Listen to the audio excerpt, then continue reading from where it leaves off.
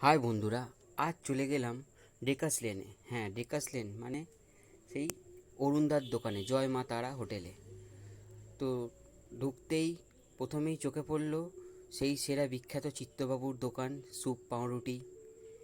তো সেটাকে এড়িয়ে সেখানে দাঁড়ানো হলো না, সেটা এড়িয়ে সিধে চলে গেলাম আমরা জয় মা তারা হোটেলে অরুণদার খোঁজে।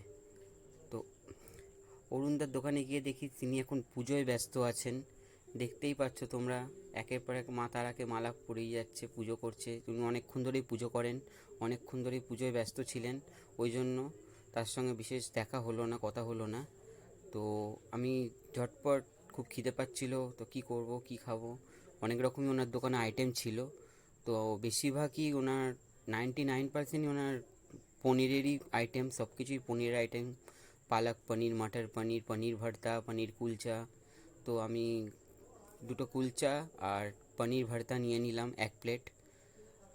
তো 60 টাকা নিল, 15 টাকা করে মশলা কুলচা আর পনির ভর্তা নিল 30 টাকা এক এক প্লেট। তো নিয়ে নিলাম। উপর দিয়ে মাখন উনি ছড়িয়ে মাখন দিয়ে দিল, আর তার সঙ্গে দিয়ে দিল একটু স্যালাড, শসা, পেঁয়াজ, আর একটা সবুজ রঙের কি চাটনি দিল। কি বলবো তোমাকে, এত সুন্দর খেতে, কি বলবো। তো নিয়ে নিলাম আমরা মশালা কুলচা আর পনির ভর্তা 60 টাকা দিয়ে। আর এছাড়া তো বিখ্যাত জয়মাতার অরুণদার দোকানে খিচুড়ি তো আছেই জানো, কিন্তু আমাদের খুব প্রচণ্ড গরম ছিল, ওই জন্য খিচুড়ি খেতে ইচ্ছে করলো না। আর বেগুন সুন্দরী তো ছিলই, কিন্তু আমরা মশালা কুলচা আর পনির ভর্তাই ট্রাই করলাম।